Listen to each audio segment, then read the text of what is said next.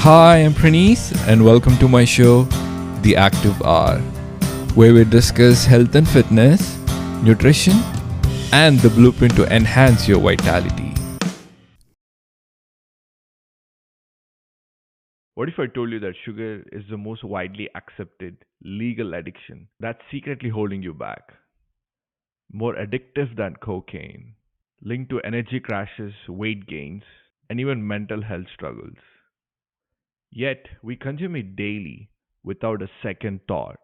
My guest today has spent over 30 years helping thousands of people quit sugar for good. Mike Collins is the founder of thesugaraddiction.com and a leading expert in sugar detox and recovery. He has helped thousands of people overcome the sugar dependency. He also featured in some of the top health publications and has even worked with some top neuroscientists to understand sugar's powerful grip on our brains. If you ever felt stuck in a cycle of cravings, energy crashes, and hidden sugar dependencies, this episode is for you. In this conversation, we dive deep into why sugar is engineered to be addicted, the real impact of sugar on performance, recovery, and mental clarity, how to break free from sugar withdrawals, biggest mistake people do when they're trying to stay away from sugar, a lot of important topics related to sugar. And now, this is my conversation with Mike Collins, the sugar free man. When did you start sugaraddiction.com? You said you bought the website, right? Yeah, no, I started in 2009 or 10, I think. 10, Okay. 9 maybe. It's been almost, 15 years. It's been a long time. And but I didn't really get super serious until 16 when I started the summits, the Quit Sugar Okay. Summits. Uh, quitsugarsummit.com is actually, I don't know when this will go out, but it's actually going on right now. But we have an encore next week. So as Okay, we that's record awesome. this, it's January. So yeah. Tell us one of the most inspiring story out of the testimonials from the sugaraddiction.com. I know you have like hundreds and hundreds of users, many that benefited tremendously. Yeah. Couple of inspiring stories that you could share with us right now, and what Oh yeah, no, inspired I'd be you. happy to. I have all kinds. I have an Olympic athlete. She won a bronze medal, but she Okay, couldn't get off sugar, and we got her off. That's where I learned 5 or 6 years ago that caffeine plays a role in this. exactly. And she was using a lot of caffeine. The coaches had been giving her coffee when she was 10 years old, Okay. and so she was still trying to drink black coffee, and it was, she was wired to this idea like, where's the sugar in the brain? We're going to get into it hopefully, is that, a lot of this is brain illness. One of my coaches, a good story, she was a recovering alcoholic. And when she came to me, she was bipolar, taking bipolar Oh, medication and stuff. And she, now she's a coach and she's studied at Harvard with oh wow. a real famous brain coach and whatever. And she lost 60 pounds and she's got her Okay. own practice now. My head coach lost 60 pounds. She's 74 years old. 4 years ago, she came to us and she was diagnosed with fatty liver. Now she fatty liver. We've got hundreds of people that have lost 100 pounds or more. We've done 40,000 detoxes. So it's like at this point, it really is kind of pattern recognition. We've just seen it so many times. Our groups are in excess of, you know, uh, 20,000, probably 30,000 now active people. And again, there's like 4 or 5 meetings a day. So I could spout off. Yeah. We've got thousands of written testimonials. I could spout them off for a long time, but the stories are, it's really like I interviewed Elaine Lelaine one. I don't know if you know who that is, but Okay. Yeah. Elaine is the husband or the wife of Jack LaLanne, the famous fitness guy, right? Okay. Yeah. And she's like 98 years old, right? Wow. And Okay. she said that Jack had a saying: Jack blames sugar for everything. Okay. Yeah, right. Yeah. And after doing this for over a decade, um, I've seen type 2 remission Yeah. so many times that I'm convinced that, it's not a terminal, chronic long-term disease that you're never gonna, get out of. If you want, you can put it, some people, if they're diligent, can put it in remission with diet. So, and here's the interesting thing. I mean, I of all of the things, the 100-pound weight losses, the type 2 remissions and stuff, the thing that people are most excited about is that their brain came back online. Like when I do surveys of our viewers, our clients and whatever, who've done the challenge and who actually maintain a sugar abstinence, they cannot believe that their focus has returned, their memory has returned, the anxiety is lessened. So, yeah, I mean, I'm with Jack LaLanne, sugar Yeah. sugar, it's a neurotoxin, it affects your brain. Yeah, that's very interesting to know. So, what makes sugar so addictive, especially to the body and to the brain? Because, example, a lot of people say they can't have their coffee without a sugar, Right, without a teaspoon of sugar. right, Or let's say kids, the parents kind of feed in the cereals, which is like filled with sugars. And I right. think it's wired that way. And then so many people, especially after eating like a heavy meal, there's so much of cravings to have like a nice sugary dessert. So Right. why is that our brain is so addicted to the sugar? What makes it that? Yeah, no, it's a good question and really shoots to the heart of why you and I are talking and why I Yeah, keep getting try to get this message out. Because it's not really well known to the general public, the stuff I'm about to go into.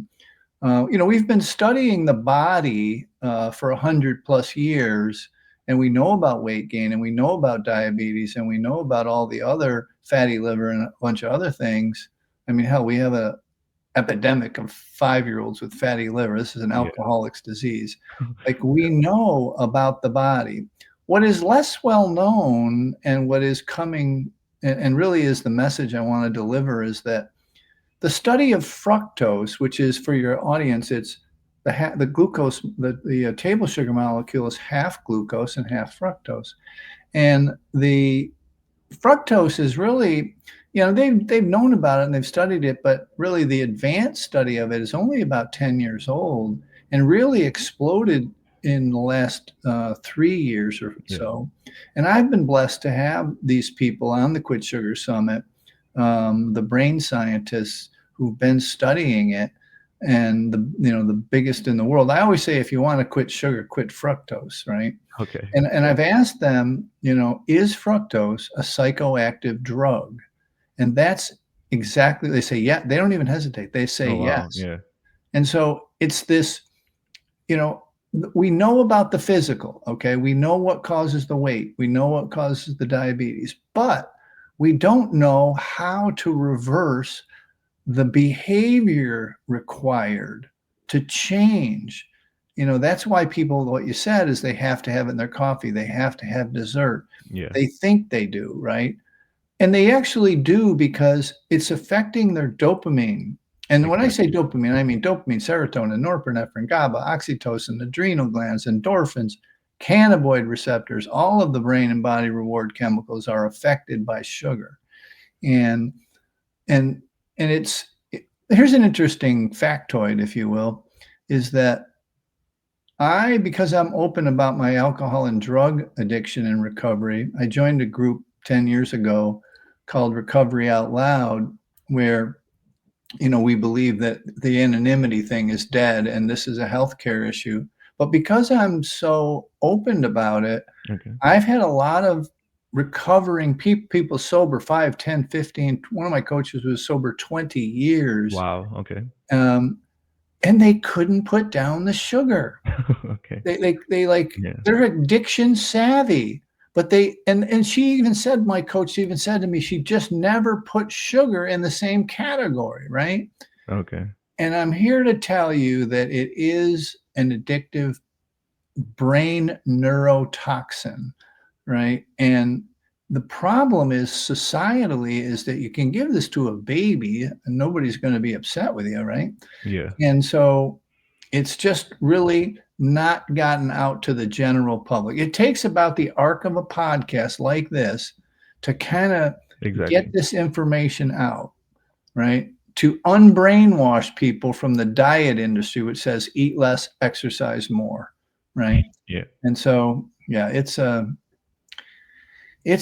bear, to be this early in the understanding. Like sugar addiction itself is not in the DSM, the Diagnostic Statistical Manual, yet, and there are work groups, but um, so the answer to your question really is it truly is a brain illness. It's a dopamine dysregulation problem. You're not looking for a sweet taste on your tongue. Those cravings don't come from your desire to have a sweet taste. It's Right. a desire to have a dopamine hit, Gotcha. to self soothe yourself just enough.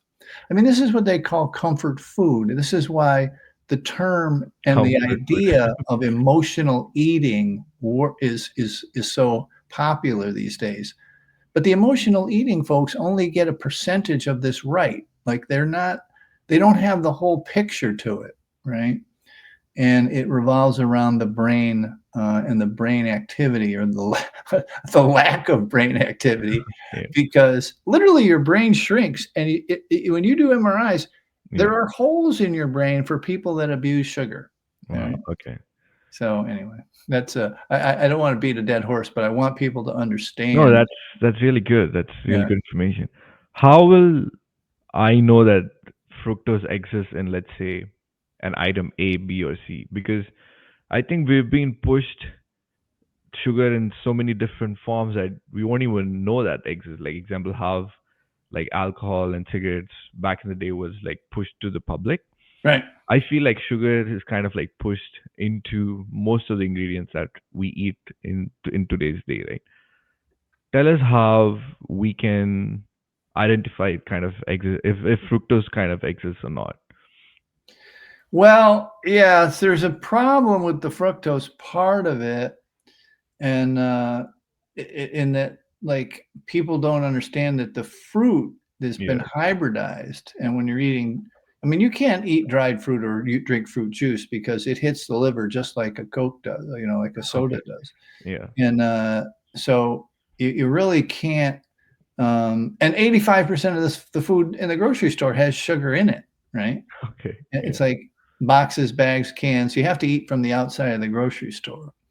To avoid it, to answer your question, is really hard, and you have to separate out the idea that this is not food, this is a drug, and that the stuff that's made of sugar are drug-like substances, the processed and ultra-processed carbs, right? And the reason they added the sugar over the last well, I mean, high fructose corn syrup came into the market in the late 70s and early 80s. Yeah. And if you can track the obesity numbers, they go parallel with the rise in the use of high fructose corn syrup in the diet, right? And so it's literally almost a one-to-one graph. It just follows. It goes straight up. The Exactly. obesity crisis goes up along with the use of high fructose corn syrup. And that was probably one of the worst things that ever happened. The whole thing it's literally an evolutionary wrong turn. Like the human body, we used to get fructose once or twice a year. That's it. Like Yeah. we would get it in fruit when it was in season or in honey if you were willing to get stung by a bee. That was the only time the human organism was able to or would ingest the sweet stuff, and we are attracted to it because of that. It was cheap energy. We didn't have to expend a lot of energy to get to it, but we were not supposed to continue to have a 24/7 drip of the stuff. Exactly. You see those coffees that you get outside. I don't want to name the stores, but they're kind of dramatized in a way that, hey, have this nice coffee, macchiato, blah blah blah. I don't drink coffee and tea, so I can just say. But no one knows the amount of sugar or the fructose that you said is kind of added Nobody. into it, and nobody even cares. And today, even if you see like a nutrition label, they just say added sugar. So you're like, oh, that's fine, but they don't know what that added sugar is. Added sugar is like the biggest, and natural flavors Yeah. too. You gotta stay away from those things. Like, it's a kind of a catch-all that they don't have to name what it actually is. Right. You gotta be careful. What are the other practical ways that you can actually avoid the sugars? Let's say today you are going into a birthday party, your kid's birthday party, or your friends get Right. together. You might have a small piece of, cookie or like a cake lying over there. Yeah. How can someone just avoid it? I know even though you're avoiding it, but then there's so much of criticism around. You say, "Oh, it's just a cake, just a small piece of cake. It's one small Yeah, piece of cookie. What's a big yeah. deal in it?" But how did you personally overcome this, and how did you kind of make your kids also stay sugar free from all the sugar around you and others? Well, with the kids, in their early days, they don't have a car and they don't have Yeah, any money. They're not going yeah, shopping. yeah, So before 5, before they see it in kindergarten, 1st yeah. grade or whatever, there's and my kids didn't even know what it was. They Okay. would literally play with the candy in the checkout line like it was blocks because it was colored, they didn't Yeah, know what candy was, and so they weren't attracted to it. But once you get to be an adult and once children get past 9 or 10, yeah, um, there is that temptation you're describing. But if you're this is 95, 99% of the population, so you already have tasted it, you already know what it is. And so there has to be an effort to what we call kind of a reset. You have to yeah, go try exactly. and get 30 days at least, hopefully 60 or 90 days of abstinence. My only job in life is to get people to see 90 days of no sugar and no flour, Okay. no caffeine. Yeah, These legal substances that are now we learned in the last decade are really literally playing with our brain. They're playing with our a reward system. Look, we got like sugar, like I said, once or twice a year, and we got it because it helped us chase food and sex. We developed yeah, um, a reward system around food and sex, right? And now exactly. we've learned how to hack that system by sitting on the couch and eating sugar. Yeah, You just yeah, can't do that. I mean, um, because we know what it does to the body. So you gotta get the reset in. You've got to get a little abstinence. Most people have never had even 2 or 3 days with no sugar, never in their whole life, and so they don't really. And people realize when they start to feel a little weird. They start to feel a little weepy and depressed and hungry and starving and yeah, irritable, and they have literal withdrawal symptoms. The withdrawals are real. And if people don't know that this is going to happen, if they don't have a guide, if they don't have a support group, then they fall back.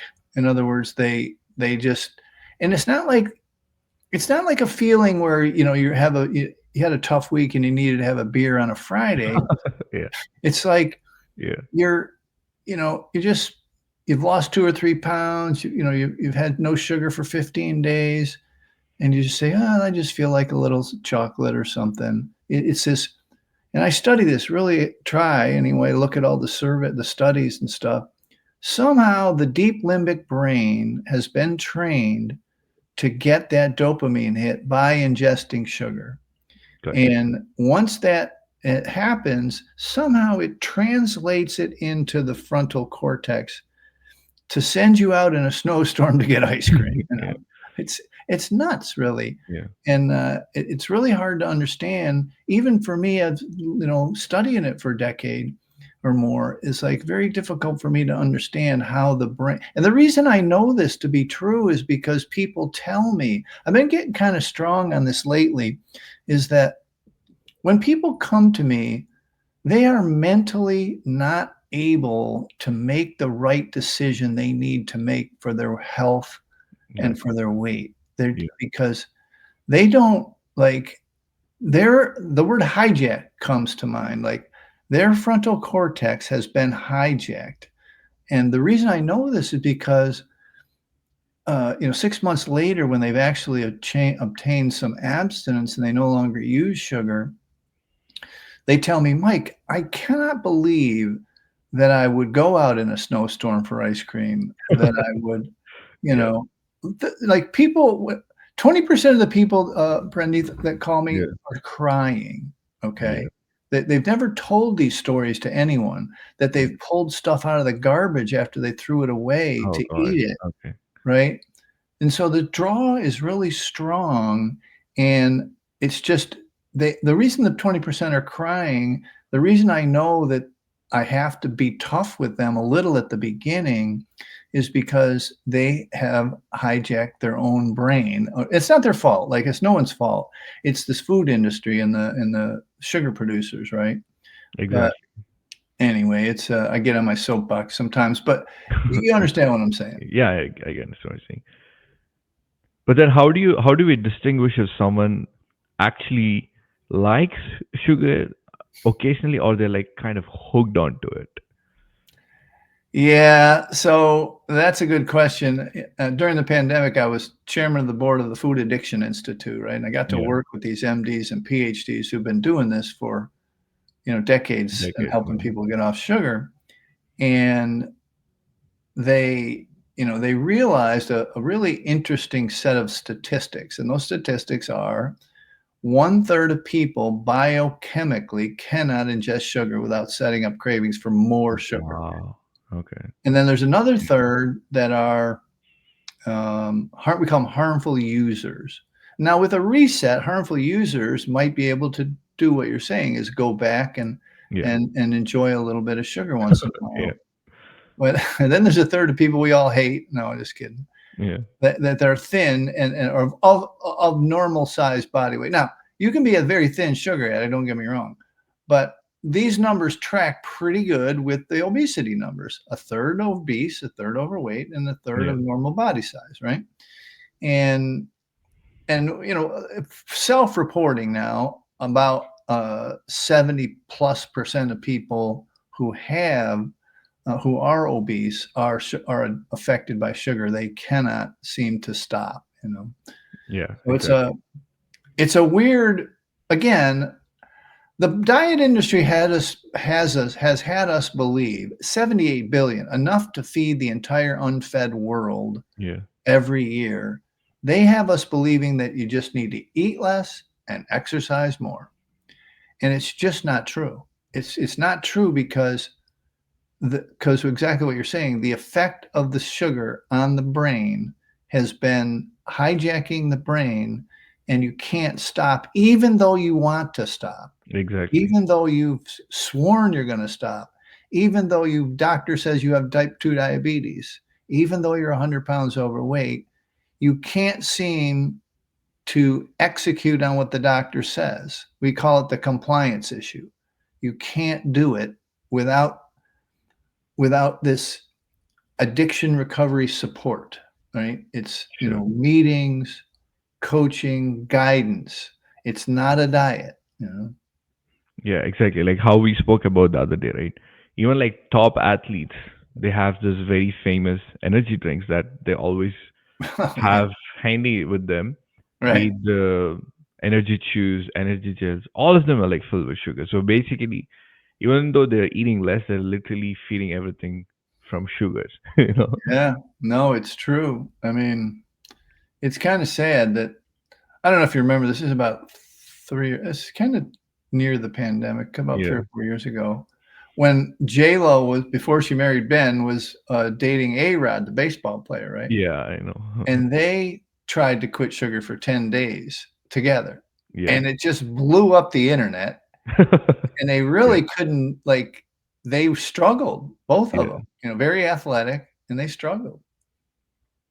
Even if someone wants to do that kind of stuff, right? Quit sugar for 10 days or even 2 weeks. Yeah. How can they start? What are the things that they should keep in mind?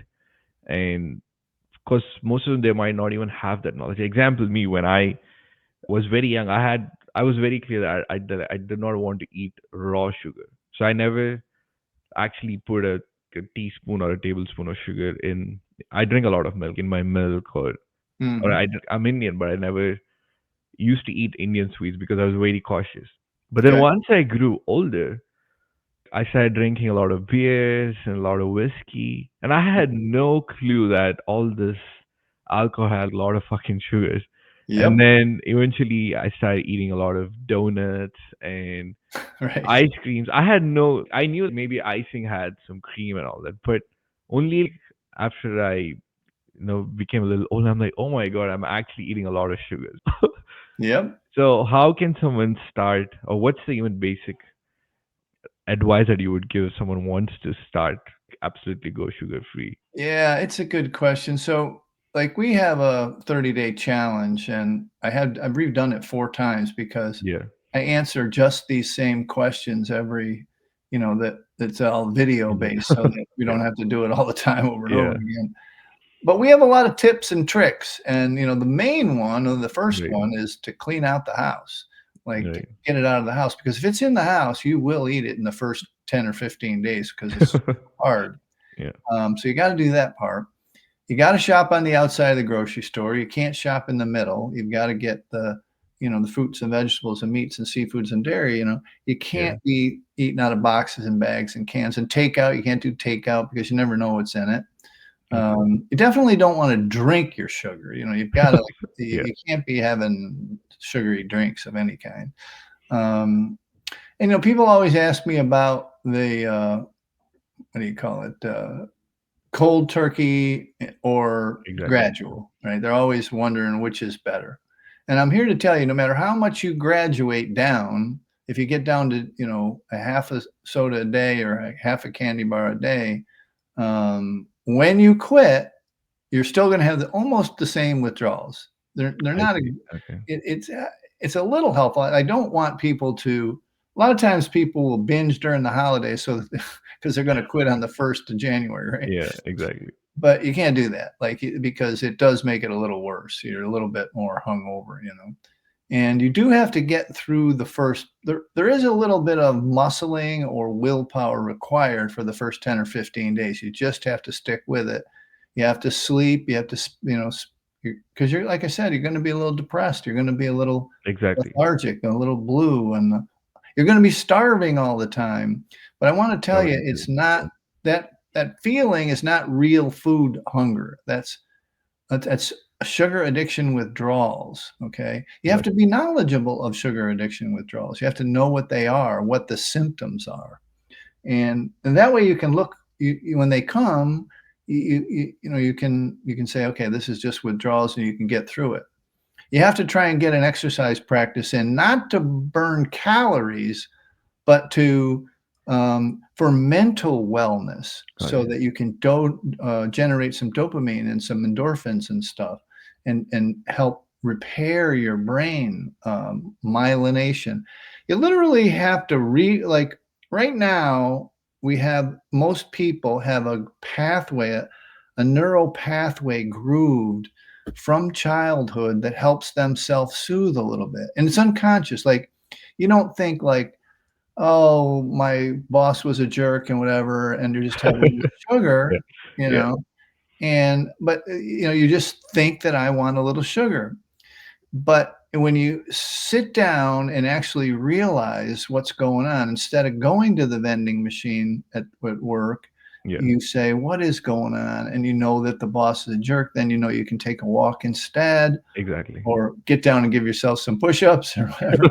Yeah, So you've gotta there are tips and tricks, but at the end of the day, it's really just you have to guard your abstinence. You have to guard your not using sugar really, really tightly. exactly. And I think, like you said, unless you, I think, quit cold turkey, you're still having some sort of sugar. And once you start decreasing the sugars slowly, but you're going to get the withdrawal symptoms, you're not going to get that dopamine high. So you're eventually going to go back to having sugars. It's harder, people always ask me, and they're always trying to figure it out, but it's so much harder to do 95% than it is to do 100%. Yeah. Exactly. Because you keep the main words I keep using all the time is you keep the cravings alive.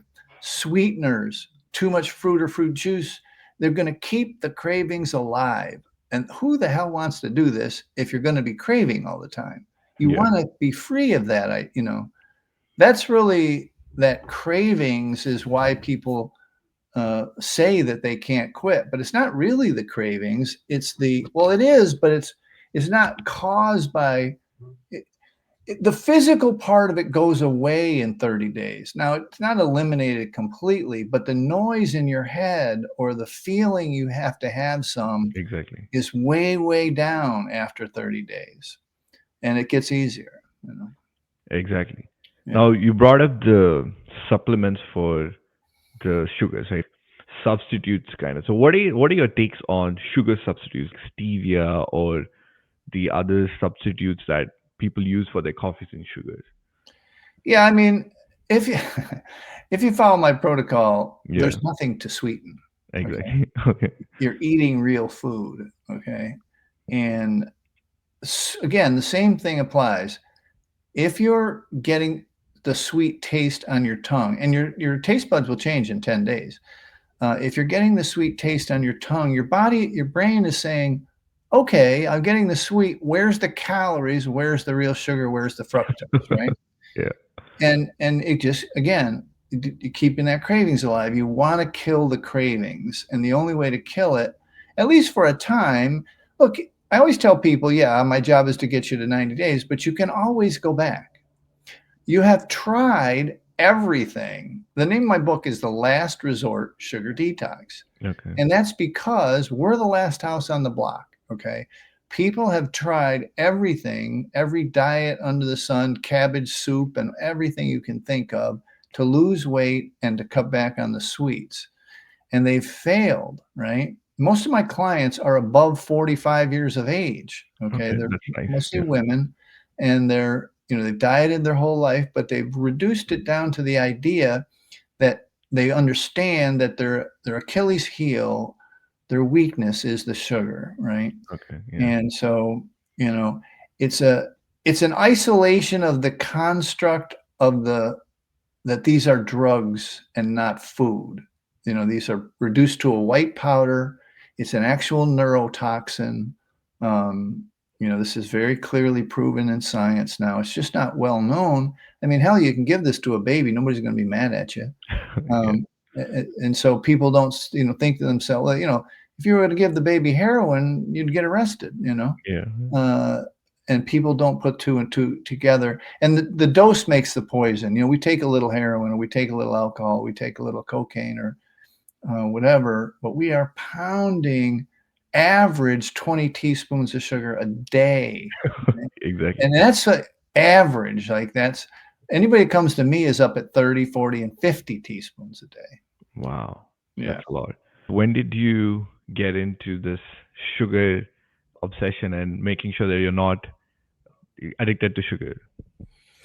Well, I guess it really started a generation ago with my mom, my favorite sugar junkie. She she she fed us pretty liberally with the sugar. Okay. Actually, probably started a generation before that with my grandmother. She died when my mom was only 8, and Okay. they my my grandfather made a deal with his uncle, with his cousin Jim, who lived across the street, Okay. and owned a store that anytime my mom walked in there, she could have any candy she wanted. And it was a Okay. great thing to do. But my mom grew up believing sugar was love. And that's how I grew up, believing sugar was love, because we had complete access to the sugar bowl. We could put it on our cereal as much as we wanted. Exactly. And we could have Kool-Aid with 3 times the recipe or whatever. Yeah. But it was just, it was insane. I mean, she was really our our sugar drug dealer. She Okay. had so much sugar around that, anyway, fast forward, I grew up to, I ran into beer about 14 years old. And see, Okay. I knew, and this is an important part of the story, that I knew beer changed my state. I knew that I was a little shy, and I could talk to girls behind the high school, and Yeah. I was kind of, Yeah. but and most people don't put these two together with the sugar. Okay. Anyway, another quick uh, fast forward to 28 years old, and I got sober from alcohol and drugs, and I just wanted to get healthy. And somehow I stumbled on a book called Sugar Blues, and Sugar Blues was made, or it was written by a guy named William Duffy, who eventually married Gloria Swanson, the famous movie Oh star. wow. Okay. And it's an interesting story how they met and everything, but it just kind of put in my head somehow that this idea, and so I ended up getting healthy, getting off sugar myself, and ended up raising two kids sugar free. Wow. Okay. Yeah, till they were about 6 years old. They didn't have any sugar in the womb or till they were 6 years old, That's awesome. and then yeah, and they, obviously they grew up a little differently, but back then it was even stranger than it is now. And they always said, "Dad, you should write a book." And Yeah. so I actually bought sugaraddiction.com in 2009, but I was still working and I didn't really do much with it. I put Okay. out good information. It was always a good website. It always has been. But I started doing summits where I was interviewing experts Okay. and doing 30, 40 and 50 speakers per summit once a year. And we're on our 12th annual Quit Sugar Summit now, and I've interviewed 400 of the world's leading experts. And then in 2018, the book came out, and I kind of was semi-retired. I started coaching, Okay. and I was coaching, I had groups online using Zoom and whatever. And then in 2020, well, the pandemic hit and all hell broke loose. Yeah. I was really geared up. I mean, you've seen the newscast where they bought out all the sugar, they bought out all the flour, they bought the cookies and the ice Yeah. cream and the soda and the beer. Like, people were at home and they were just, anesthetizing themselves. They were comfort eating and gaining weight. And another part of it, the major intersection, the perfect storm, was that everybody finally knew how to use Zoom. Even the grandmas, Yeah. everybody was using Zoom. Exactly. And so it just, all hell broke loose. It exploded. And today we have 4 and 5 Zoom meetings a day, support meetings. We just got approved by the National Board of Health and Wellness Coaches. Wow. So it's Congratulations. been a ride, but it's kind of a long one that, like I said, started with my mom's unfortunate my grandma dying when she was only 8, and Right. really just fallen. I think my mother. A lot of people. Well, the official diagnosis is that my mother died of Alzheimer's, but I believe she died of sugar addiction I see. because Yeah. in the last years of her life, she really did not want to eat food. Like, Okay. brilliant woman, but I couldn't get her to eat food. She just wanted sugar, minus that brilliant brain. The organism, wanted just sugar. So anyway, that's the podcast version of how I became. Yeah. And during that time, I don't know where that Yeah. thing, but during that time, somebody started calling me the sugar-free man, and it kind of stuck. So that's why Gotcha. I got there. But yeah, And I want to go back to the emotion and the feelings that you get when you cold turkey something, quit cold turkey, yeah, beat sugar.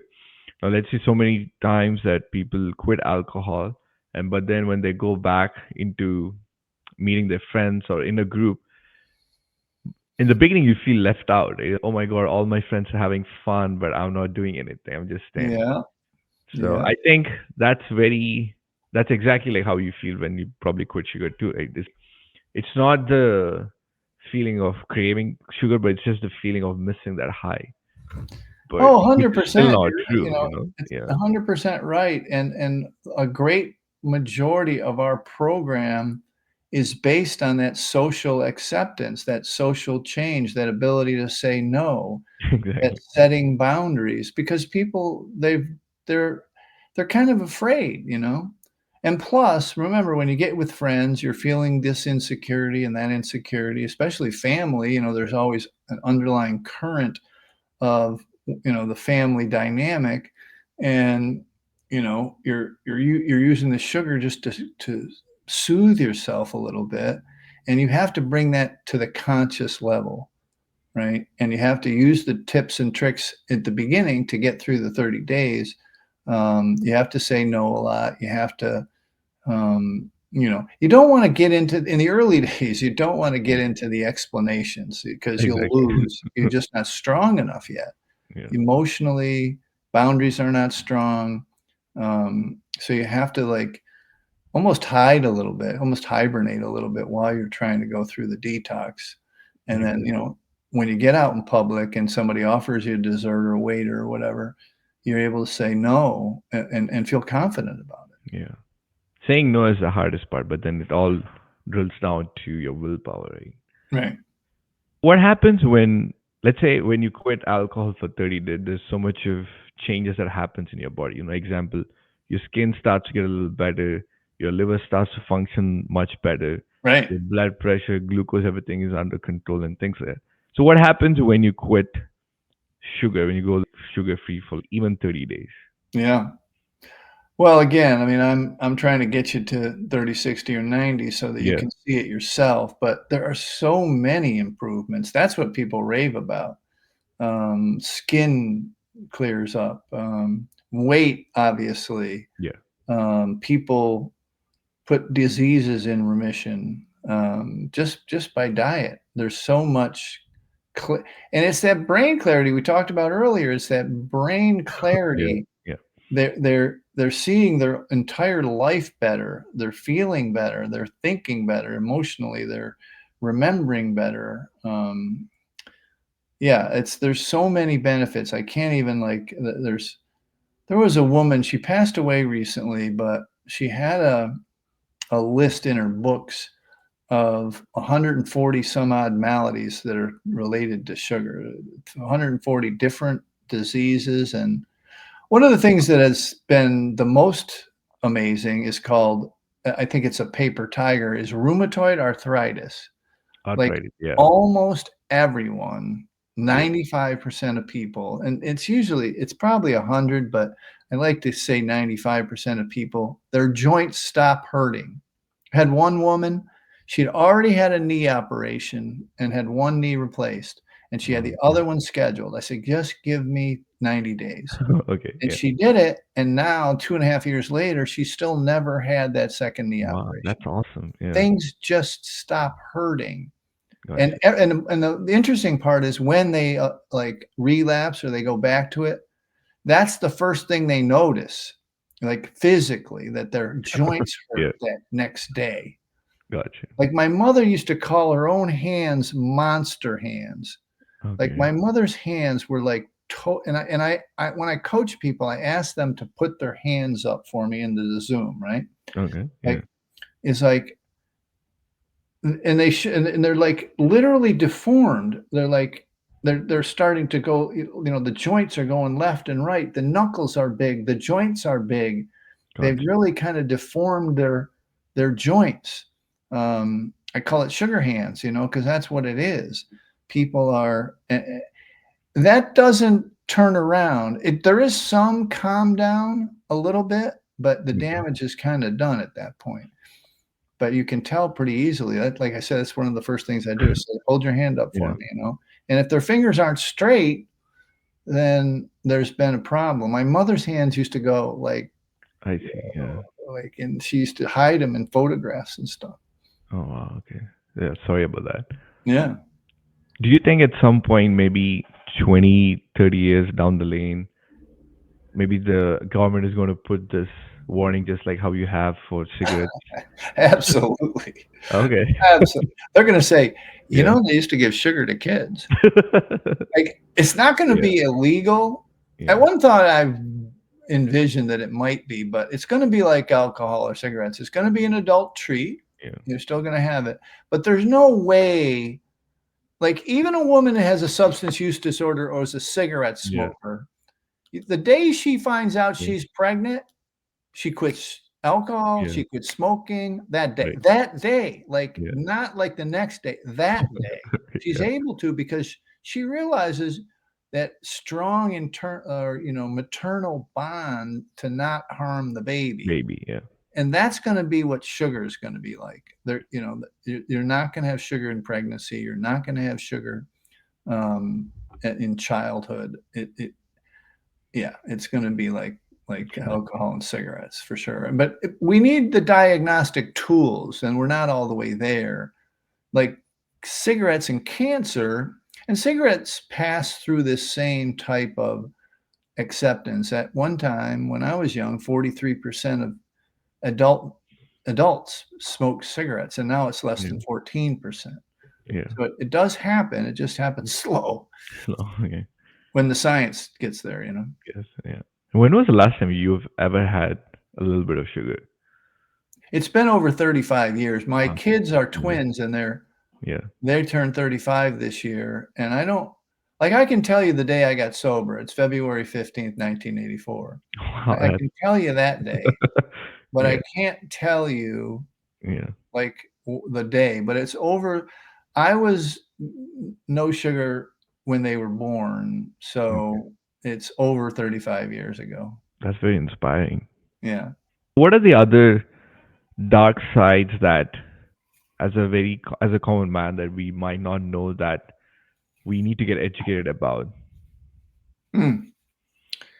Well, I think maybe if someone's listened to this whole podcast, that they're starting to grasp the idea of the brain part and the emotions part. But the science is getting super clear. Again, we've had that Quit Sugar Summit. We've got some really good ones on this year. Sure, that's But awesome. Yeah. and these are scientists that are kind of languishing in anonymity. That's what I see my role in the ecosystem that is sugar reduction in the world, is that well, they come up with new stuff every day about the damages that it's causing. And I just don't think people realize or have made the connection with the brain stuff and the emotion stuff. They haven't connected the two. Okay. They haven't, like, 2 plus 2 does not equal 4 to them. Yeah. They think of it like everyone as some kind of weight loss program, which it is, but that's only a byproduct. That would probably be a good answer to your question, that we don't focus. You notice I haven't talked too much about weight loss. Weight loss is really a byproduct of this. The goal is brain health and mental health, not necessarily with the changes in the body. The changes in the body happen automatically with the abstinence, but they don't really. You can't start there. You can't have your only reason for doing this is to lose weight or put type 2 in remission. Those are good Gotcha. original motivations, but they're not really the answer long term to make it a lifestyle, to make it sustainable. Gotcha. Let's do like a quick rapid fire. So I'm gonna say a few food items, and I would Okay. like you to say if they're okay or not, based on your Yeah. experiences and based I get a on. lot of no's, but Yeah. Let's try. Fruit juices. absolutely not. You can't. Fruit juice is worse than soda. Or Okay. Uh, diet sodas or regular sodas? neither one. No soda. Okay. Water. Okay. Good water. I drink, Yeah. water out of, like, if you want to treat yourself, get a Yeah. good water, spring water. Gotcha. Okay. Honey or maple syrup? Oh, I get a lot of crap about honey and maple syrup, but honey for sure. Okay. No, no. I mean, honey is high fructose. It's over 50% fructose, depending on what kind it is. So no, you can't eat that. Not in the beginning so that you can quit, but you can test it later, like Okay. in 6 months, to see if it sets up cravings or, you know. I see. but I wouldn't in the early days, no. Fruits like berries, uh, Fruit's the one I raspberries. get the most, Yeah, like, difficult to understand my program or difficult to understand how it affects your sugar. yeah, But you have to think about, what do you call it? Seedless stuff. Let's think about seedless oranges, seedless grapes, seedless watermelons. These are things that they can't recreate in nature.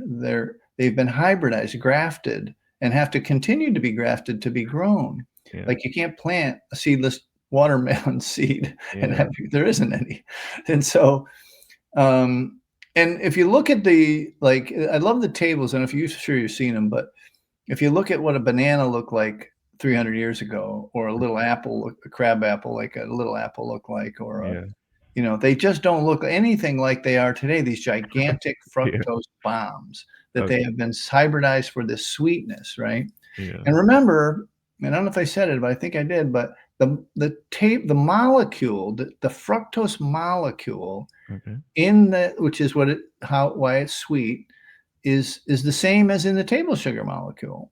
Oh, And wow. so that keeps the cravings alive. So and people there was a marketing campaign about 40 years ago, 30 some odd years ago. It used to be when I was young, and it used to be fruits and veg. It used to be the green grocer. They used to call it the green grocer, where the produce was, right? Okay, And a marketing genius put them together with fruits and vegetables. Okay, and so now people equate the two, right? They're okay. Mhm. together, both healthy. That's what the marketing expert did. It was great. It was a great idea, but it's conflated the two together when in reality that level of fructose is going to keep those cravings alive. You can have a little bit of berries. You can have a little bit of blueberries or strawberries or raspberries, blackberries, and I say a handful to get you through the withdrawals in the early days, but you can't have the rest of it. No, Oh, okay. for now. Yeah, You not can for always now. go back. Remember, you can always go back. Yeah, always go back. And last but not the least, any sort of dairy like milk, yogurt, cottage cheese. Yeah, the lactose is a problem, but let me kind of explain our program really quickly. When you begin to heal, and that's what it is, heal from the inside, the inflammation in your body. You're starting to heal up, um, and other things that sugar causes in the brain and stuff. What will happen as you are abstinent from sugar and fructose is that you will start to be possibly attracted to what we call borderline foods. Okay, And borderline foods are a category of four. One is dairy, one is nuts and nut butters, one is fruit and fruit juices, and one is okay, grains. Okay. And it may be one or two or all of them or three of them or whatever, that as you're healing up, it'll start to act like the sugar. Like you'll be eating a whole bag of almonds, and you'll be eating way too much cheese or dairy or whatever. yeah, And when that happens, you have to kind of be aware, because it's going to bring those cravings back for the regular sugar. And, if you're abusive with it, another thing about the nuts is that most nuts people think of as nuts are not really nuts. They're okay, drupes, D-R-U-E-P, yeah, D-R-U-P-E-S, drupes. okay, They're the seeds of fruits, and cashews, pecans, these things, they've been hybridized to keep the bitterness out of them, okay, and they have a lot of fructose in them too. okay, So, when you concentrate it into a nut butter, you end up, um, creating the same kind of process. So, yeah, dairy's a tough one, but I recommend all of those things in the early days to see if they'll help you get through the ultra process addiction recovery. I call it powder addictions. okay. Anything leads to a Yeah, powder, and then see in day 30 or day 60 how these things are treating you. gotcha. Yeah. Can you tell us a little bit more about your program and what are the ways you can join it? What are the benefits? Yeah, And sure. So one of the most important parts of this is the group meetings. Okay. We do have the 30-day detox. It's and you get 4 or 5 meetings a day you can plug into. It's all recorded. It's very inexpensive, um, and that part of it is like I think the most important part to make this long-term sustainable. It's the only thing that's ever worked in drug and alcohol recovery. And even if you have like cancer, if you join a cancer survival group, your chances of long-term survival go through the roof as opposed to the person who tries to go it alone, right? And so the uh, the support is super important, and the community, because 85 plus percent of the people that we work with do not even have a spouse supporting them. Their spouse is out. They're not, they've Okay. changed the diet around the house 5 or 10 times, Yeah. and they're not going to do it again. And so, you know, they're alone even in their own home. So they have to get support. You have to join another tribe. You literally have to join another Yeah. tribe. And we provide that online. So that's an important part of the piece of the puzzle. So, but yeah, no, it's again, we've done 40,000 plus of these things. So it really is a pattern recognition at this point. We have it, we've made all the mistakes in the book over the last 10 years, and we can see where you are, what you're going to, I can almost tell you what day you're going to feel this and what day you're going to feel that. And that's what the 30-day detox does. It'll walk you through that. And so you don't feel so alone. Understood. Yeah. That's Yeah, great information. And can I put all this information in the show notes so if someone's absolutely. interested, they can Sure. actually go ahead and click it, and then they Yeah. can probably get in touch with you. Yeah, absolutely. Absolutely. There's so many people who are like very disciplined with their diet and exercise, but when it's a weekend, they kind of get tempted to have a couple of drinks. It could be beer, alcohol, Sure. or especially, there's certain occupational sectors where it's mandatory for them to, in order to like socialize, they have to do it. What's their best bet if you're part of that? How can they get free from alcohol because it has sugar in that too, right? Yeah. Yeah, that's a tough one. The sugar, the alcohol, like even red wine has a lot of fructose in it, but Yeah, alcohol is straight sugar anyway. Is And again, it's that, and I repeat myself a lot, but alcohol will light those cravings up again. And the next yeah. day, you're probably not going to drink again, but That's what not you everyone, think. maybe, but you're going to be craving sugar. Yeah, And that's hard. It's hard to, cheat days are like that. And any time where um, you light that brain up, and the body says, wow, I got some more, dopamine. yeah, And so, yeah, you have to try and avoid the alcohol if you can. A lot of people don't want to give up their wine. It's weird, but yeah. they find that they put it in the same category as the sugar for sure.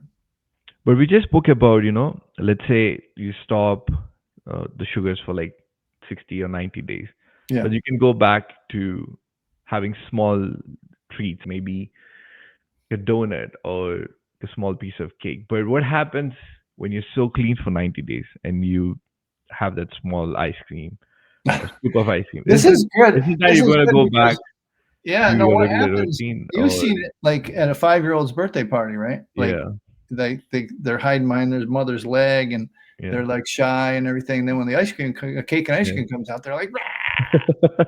yeah, Well, if you can get healed up for 90 days and then you get either an accidental or an on purpose ingestion of sugar, you will feel the lift. You will feel yeah, it's like you did a line of cocaine and had a martini. yeah, You're going to feel a little bit of yeah, elevation in your mood. That yeah, you'll actually feel it. By the time you get to be adults now, yeah. you're just fighting off withdrawals. You're just trying to get back to even. But if Okay, you're healed up for 90 days, truly doing it, you will actually feel the elevation in mood. And then okay, you will also feel the whole cycle. You'll feel the crash, and you'll feel a little blue. You might sweat that night. You might have a headache. yeah, You'll actually see the results of an adult body what had been going on most of your life from the sugar. So that's actually an interesting experiment. I don't ask people to do it Yeah, because I don't want them to, you know. exactly. But So if it's they always do, better to I want like to pay just attention. You know, I want stay them away to, from it, right? Yeah. yeah. It's always just better to stay away from it. Example, you quit alcohol for like 1 year, suddenly you end up having one beer, and then you're like, boom, Yes. your whole body is like, oh my god, this it Yep. just feels so happy, and then boom, you're back to drinking every That's exactly regularly. correct. That's exactly correct. And before you took this profession as very seriously, helping people quit sugar. Prior to that, you were in the real estate business, right? And Yeah. now you're doing a lot of summits, helping people get over the sugar. What are Mm. your next goals from here? Wow. No one's ever asked me that question. I'm glad you did, actually. So I have this belief and I have this aspiration to translate the successful model that we have into uh, all types of addictions. Okay, okay, You that's know, nice. Yeah, the next one on tap for me is phone addiction stuff. phone. Yeah, I'm with you on that. Yeah, yeah, I and just deactivated all my socials. So I yeah. mean, I've been wanting to do it, but one of the reasons I was there on socials was just to promote the podcast. But then I think it's high time because there's so much of negativity out there. I just I just felt it's way high time. So maybe I'll find another means to promote and market my podcast. But I don't Well, know. I worry about that because our Yeah, solution, if you will, is online. yeah. Um, but I think I can do better than I've done this time around. My main goal with the sugar was to get this Okay, down to childbearing age women. Like, okay. we've done a sugar-free kids summit one time. It was moderately successful, but it didn't do Yeah. that great. And Okay. so my goal, like right now, my client, and I like the phrase, create your vision and play with who shows up, right? But my clients are women at least 45, probably closer to Nice. 50 years old. Yeah. And I really want childbearing age women to understand that they will, and I'll motivate them in some way that they will grow a smarter baby. Like that first Yeah. 1,000 days, the brain is so malleable and so like growing so fast. Like my kids, like if I told you the story, you'd think I was lying to you or bragging or Sure. both. Yeah. It's like those guys are rocket scientists. Like Yeah. perfect scores on their college entrance exams. I'm just not that smart. Neither was their Yeah. mother, just Yeah. no way. Um, and I see this and I want and like you said, we talked about in 20 years, this is gonna be Yeah. common knowledge, and I just don't wanna see people suffer 20 years from now, 20. Yeah. or for 20 more years. But you wanna get it Yeah. lower into childbearing age women, Okay. and I wanna do I think that the alcohol world is covered. I wouldn't mind doing something in the alcohol world too, but, But I think you it's know very hard. yeah. Like, so- I think we have a huge yeah. job in front of us Exactly. Yeah. with the awareness of the sugar. If we can just get it over, if we can get it to equal cigarettes, and Yeah. reduce the use and abuse by everyone, but mostly kids, then I will consider my life worthwhile. Worth I it. will consider I've had success. Yeah. Yeah. Well, your journey is very inspiring. What you do is extremely motivating, and Thank your you. whole mission and your principle to educate people and enlighten them about the bad effects of sugar and to make them sugar free is really inspiring. So thank you for everything that you do. Thank Thank you for taking time and coming on to my show. I hope you stay safe from the wildfires. thank you. I hope I do too. I hope I don't have to evacuate. I really don't want to. Yeah. Thanks. So thank you. Thank you so much again. It was so Take nice care. talking Bye-bye. to you. Hey, thanks for tuning in to the Active Hour podcast. We hope you loved the episode. If you did, please give us some love in the reviews. guess what? No ChatGPT was used in the making of this episode. Until next time, bye!